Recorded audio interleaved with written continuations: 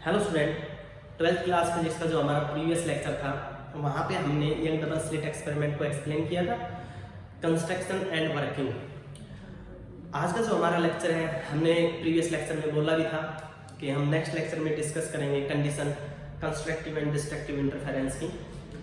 तो आज पहले हम इंटेंसिटी से कंपेयर करेंगे और नेक्स्ट लेक्चर में फिर हम कंडीशन भी बताएंगे कंस्ट्रक्टिव और डिस्ट्रक्टिव इंटरफेरेंस की क्या क्या कंडीशंस होंगी। तो आज का लेक्चर हम स्टार्ट करते हैं। Expression for intensity at any point in interference pattern या फिर condition for constructive and destructive interference. कुछ कंडीशंस जो कंस्ट्रक्टिव और डिस्ट्रक्टिव इंटरफेरेंस की जो कंडीशंस आएंगी वो डिस्कस करना है। तो आज तो हम सिर्फ इंटेंसिटी से रिलेटेड ही डिस्कस करेंगे, रिलेशन एक्सप्लेन करेंगे।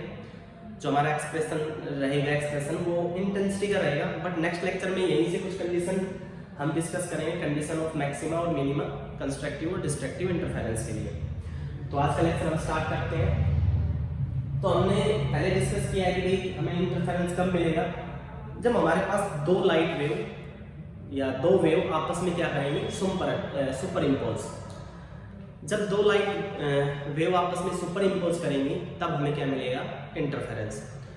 तो हमने साइड में सपोज किया है, suppose the displacement of two light waves from two coherent source. दो लाइट वेव है जो कोहेरेंट सोर्स S1 और S1 और S2 से हमारे पास आएंगे, जिनका एम्पलीट्यूड जो डिस्प्लेसमेंट हमारे पास वो है y1 a1 sin omega t, ये हमारे पास वेव की इक्वेशन है। दूसरा है हमारे पास y2 equal to a2 sin omega t plus 5। जो फेज डिफरेंस रहेगा वो कांस्टेंट रहेगा क्योंकि कोहेरेंट सोर्स है। तो कोहेरेंट सोर्स का फेज डिफरेंस सेम होता है, फ्रीक्वेंसी सेम होती है और एम्पलीट्यूड भी सेम होता है जो वेवलेंथ है। तो स्मॉल a1 और जो a2 है वो हमारे पास क्या है, एम्पलीट्यूड है बाय द सुपरपोजिशन प्रिंसिपल, क्योंकि हमें यहाँ पे रिजल्टेंट एम्पलीट्यूड निकालना है, रिजल्टेंट एम्पलीट्यूड या रिजल्टेंट डिस्प्लेसमेंट। तो रिजल्टेंट डिस्प्लेसमेंट जब हम फाइंड आउट करेंगे तो प्रिंसिपल ऑफ सुपरपोजिशन का हम यहाँ पे यूज करेंगे। हमने बोला था कंस्ट्रक्टिव इंटरफेरेंस और डिस्ट्रक्टिव इंटरफेरेंस। क्रस्ट मिलते हैं या ट्रफ मिलते हैं तो कंस्ट्रक्टिव इंटरफेरेंस होता है, और क्रस्ट और ट्रफ मिलेंगे तो डिस्ट्रक्टिव इंटरफेरेंस होगा। तो यहाँ पे हमारे पास y1 और y2 दो वेव इक्वेशन है, इनको हमने सुपर इम्पोज कराया। तो यहाँ पे हमने सुपरपोजिशन प्रिंसिपल का यूज किया। सुपरपोजिशन प्रिंसिपल क्या बोलता है कि जो भी हमारे पास डिस्प्लेसमेंट होगा उनका क्या लेना है, वेव्स का वेक्टर सम लेके चलना है। तो y हमारा जो होगा नेट रिजल्टेंट होगा, रिजल्टेंट डिस्प्लेसमेंट होगा, वो होगा y1 प्लस y2। हमें यहाँ पे y1 की वैल्यू रखनी है a sin omega t plus y2 की वैल्यू रखनी है a2 sin omega t plus 5। Equation को सोल्व करना है, a1 sin omega t as it is, a2 sin a cos b, sorry sin omega plus sin a plus b का formula यहाँ पे लग जाएगा, sin a cos b cos a sin b। यहाँ पे फॉर्मूला लग जाएगा, आइडेंटिटी लग जाएगी trigonometry sin a plus b का, sin a cos b cos a sin b। a हमारे पास ओमेगा t है, b हमारे पास 5 है। तो sin a हो जाएगा, cos b हो जाएगा, cos a हो जाएगा, sin b हो जाएगा। उसके बाद नेक्स्ट स्टेप में हमें क्या करना है, जो a2 है हमारे पास स्मॉल a2, इसके अंदर क्या करनी है, मल्टीप्लाई, ब्रैकेट्स के अंदर इसकी क्या करनी है, मल्टीप्लाई स्मॉल a1 और जो a2 हमारे पास है, ये जो हमारे पास डिस्प्लेसमेंट की जो ये वेव की जो इक्वेशन थी, जो हमारे पास वेव का जो डिस्प्लेसमेंट था उनके एम्पलीट्यूड है, स्मॉल a1 भी और स्मॉल a2 भी। इसके हम अंदर मल्टीप्लाई करेंगे तो हो जाएगा हमारे पास a2 sin omega t cos phi plus a2 cos omega t sin phi।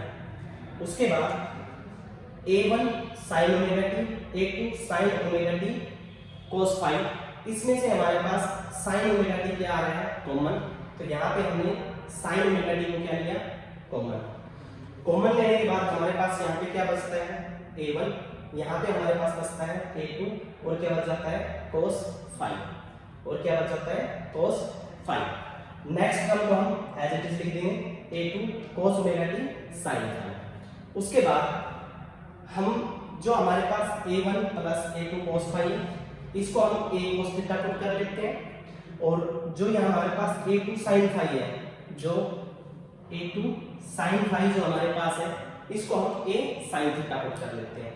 Means इसको हमने क्या पुट किया, a cos थीटा, और जो हमारे पास a2 sin फाई था, इसको हमने a sin थीटा पुट किया। पुट करने के बाद हमें इक्वेशन मिलती है यहाँ पे y equal to a cos theta sin omega t plus a sin theta cos omega t। यहाँ पे हमारी जो इक्वेशन थी, दो जो हमारे पास डिस्प्लेसमेंट इक्वेशन थी, दो वेव्स की, दोनों वेव्स को हमने क्या कराया था, सुपर इम्पोज कराया था। उनकी डिस्प्लेसमेंट इक्वेशन थी हमारे पास, उनको सुपर इम्पोज कराने के बाद हमें ये नेट रिजल्टेंट मिल जाएगा। r यहाँ पे a cos theta sin omega t plus a sin theta cos omega t। यहाँ पे अगेन आइडेंटिटी ले जाएगी, sin a cos b plus cos a sin b, sin a plus b। तो यहाँ पे जो a है कैपिटल A, इसको हम यहाँ पे क्या कर लेंगे, कॉमन ले लेंगे, यहाँ पे हो जाएगा sin omega t plus theta. ये हमारे पास क्या आ गई है, रिजल्टेंट इक्वेशन। ये हमारे पास एक हार्मोनिक इक्वेशन आती है, और ये जो हमारे पास कैपिटल A है, ये हमारे पास क्या है, रिजल्टेंट एम्पलीट्यूड। तो अब यहाँ पे हमारा क्या हो गया, सुपर इम्पोज हो गया है, और सुपर इम्पोज होने के बाद हमारे पास जो दो वेव की जो इक्वेशन थी, वो दोनों सुपर इम्पोज होकर हमारे पास एक फॉर्म में आ जाती है। और वो हमें, जैसे हमने दो वेव्स ली हैं स्मॉल स्मॉल, और वहाँ दोनों सुपर इम्पोज जब हम करेंगे तो हमें एक लार्ज एम्पलीट्यूड क्या मिल जाएगी, वेव इक्वेशन, जिसका एम्पलीट्यूड क्या हो जाएगा, लार्ज। तो अब जो हमारे पास A है कैपिटल A, ये हमारे पास क्या है, एम्पलीट्यूड। अब सबसे पहले हम क्या करेंगे, यहाँ पे A की वैल्यू को फाइंड करेंगे। तो यहाँ पे हम डिटरमाइन करेंगे, डिटरमाइन A। तो A को जब हम डिटरमाइन करेंगे, इसकी वैल्यू को फाइंड आउट करेंगे, तो क्या करना है, जो हमारे पास इक्वेशन फर्स्ट और जो इक्वेशन सेकंड थी, फर्स्ट और सेकंड इक्वेशन का हमें स्क्वायर करना है, और स्क्वायर करने के बाद दोनों इक्वेशन को क्या करना है, ऐड करना है। फर्स्ट और सेकंड इक्वेशन का स्क्वायर करने पर a square cos square theta, a square sin square theta, दोनों को ऐड करते हैं, a square cos square theta plus a square sin square theta. As it is इस साइड भी हमारे पास a1 plus a2 cos phi है, इसका square हो जाएगा, प्लस इसका स्क्वायर करेंगे तो a2 का स्क्वायर sin स्क्वायर फाई हो जाएगा। अब यहाँ पे हमारे पास a स्क्वायर को कॉमन लेंगे, sin square theta plus cos square theta क्या हो जाएगा हमारे पास, 1। हमारे पास ये साइड बचेगी राइट हैंड साइड, इसका स्क्वायर करेंगे a1 square plus a2 square plus 2ab cos theta. तो यहाँ पे हम इसका आइडेंटिटी को खोल देते हैं, यहाँ पे हो जाएगा a स्क्वायर मतलब a1 square plus a2 square cos square phi plus 2a1 a2 cos phi plus a2 square sin phi. अब जो ये हमारे पास cos स्क्वायर फाई है और sin स्क्वायर फाई है, इनमें से हमारा a2 स्क्वायर क्या आ रहा है, कॉमन। तो first term as it is लिख देंगे, यहाँ से हमने a2 स्क्वायर को क्या लिया, कॉमन। तो ये बच गया हमारे पास cos स्क्वायर फाई और प्लस क्या हो जाएगा sin स्क्वायर फाई, और इस टर्म को हम क्या करते हैं, लास्ट में ऐड कर देंगे। तो अब यहाँ पे cos square phi plus sin square phi हमारे पास क्या होता है, 1। तो ये हमारा क्या आ गया, एम्पलीट्यूड। ये हमारे पास A जो था, ये आ गया रिजल्टेंट एम्पलीट्यूड, जो हमें क्या करना था, कैलकुलेट। तो A स्क्वायर हमारा किसके इक्वल आया है, a1 square plus a2 square plus 2a1 a2 cos phi. तो यहाँ हमारा क्या आ जाता है, रिजल्टेंट एम्पलीट्यूड, जो हमें क्या करना था, कैलकुलेट। तो हमारे पास A की वैल्यू आ गई, और ये हमारे पास क्या आई थी, कंप्लीट इक्वेशन आई थी, जो हमारे पास रिजल्टेंट इक्वेशन आएगी जब दो लाइट्स वेव आपस में क्या करेंगे, सुपर इम्पोज। अब नेक्स्ट स्टेप में हमें क्या करना है, इंटेंसिटी का क्या करना है, रिलेशन, क्योंकि हमारा जो एक्सप्रेशन है, expression for intensity at any point in interference pattern. तो अब स्टार्ट करते हैं। अब हमें पता है, ये इक्वेशन हमें याद रखनी है, ये रिलेशन कि जो इंटेंसिटी होती है वो एम्पलीट्यूड के स्क्वायर के डायरेक्टली प्रोपोर्शनल होती है। जो इंटेंसिटी होती है, इंटेंसिटी को हम I से रिप्रेजेंट कर रहे हैं, इंटेंसिटी डायरेक्टली प्रोपोर्शनल होगी एम्पलीट्यूड के स्क्वायर के। प्रोपोर्शनलिटी का साइन हटाएंगे तो एक कांस्टेंट क्वांटिटी आएगी, वो आ गई हमारे पास K। तो I इक्वल टू के ए स्क्वायर आ जाएगा। ऐसे ही सिमिलरली जो हमारे पास स्मॉल वेव थी तो I1 हो जाएगा के A1 स्क्वायर हो जाएगा, I2 हो जाएगा के A2 स्क्वायर हो जाएगा। के क्या है हमारे पास? Proportionality constant. तो जो हमारे पास थर्ड इक्वेशन आई थी जिसमें हमें एम्पलीट्यूड मिला था a square equal to A1 square plus A2 square plus 2A1 A2 cos phi, हम इस इक्वेशन को बोथ साइड मल्टीप्लाई कर देंगे किससे? k से। तो k से मल्टीप्लाई करने पर हमें क्या मिलेगा? k a square equal to k A1 square plus k A2 square plus 2। यहाँ पे k है तो हम क्या कर रहे हैं कि जो हमारी इक्वेशन की रूट करके k को हम दो पार्ट में ब्रेक कर देते हैं रूट में। तो एक बार हम A1 के साथ लिख देते हैं और A2 के साथ, दोनों को सोल्व करेंगे तो k ही मिलेगा, ये रूट के टोटल k ही होगा। तो ये हो जाएगा रूट के A1 रूट के A2, क्योंकि हमारे पास A1 और A2 क्या है? एम्पलीट्यूड, तो ये भी हमें इंटेंसिटी फॉर्म में मिल जाएंगे। अब इनकी वैल्यूज को हम पुट कर देंगे, ये हो जाएगा I, ये हो जाएगा I1, ये हो जाएगा I2 प्लस ये 2 टाइम्स ये हो जाएगा under root I1 I2 cos phi. ये हमारे पास क्या आ गई? इक्वेशन 4।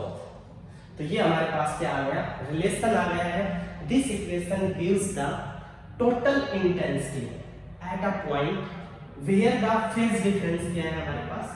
5। फेज डिफरेंस हम यहाँ पे क्या लेके चले हैं? 5। तो यहाँ पे हमारा इंटेंसिटी का क्या आ गया है? रिलेशन आ गया है। तो यही था हमारा एनालिटिक ट्रीटमेंट, बोल दो चाहे इसको, इंटरफेरेंस का। ठीक है, तो वीडियो ज़्यादा लार्ज ना हो जाए, ज़्यादा साइज इसका बड़ा ना हो जाए, ज़्यादा लंबी वीडियो ना हो जाए, लॉन्ग वीडियो ना हो जाए, इसलिए हमने इसको पार्ट में डिवाइड कर दिया। नेक्स्ट पार्ट में हम डिस्कस करेंगे, जो नेक्स्ट लेक्चर रहेगा वहाँ पे यहाँ से हम कंटिन्यू करेंगे। यहाँ पे हमारा इंटेंसिटी का रिलेशन आया, कुछ ग्राफ वगैरह है वो भी शो करके दिखाएंगे, और वहाँ पे हम कंडीशन जो कंस्ट्रक्टिव और डिस्ट्रक्टिव इंटरफेरेंस है, मैक्सिमा और मिनिमा, ब्राइट फ्रिंजेस और डार्क फ्रिंजेस, उनके बारे में क्या करेंगे? डिस्कस करेंगे। तो आज का लेक्चर हमारा यहीं पे कंप्लीट होता है। अगर वीडियो पसंद आई हो तो लाइक करें, सब्सक्राइब करें, वीडियो को शेयर करें। Thank you.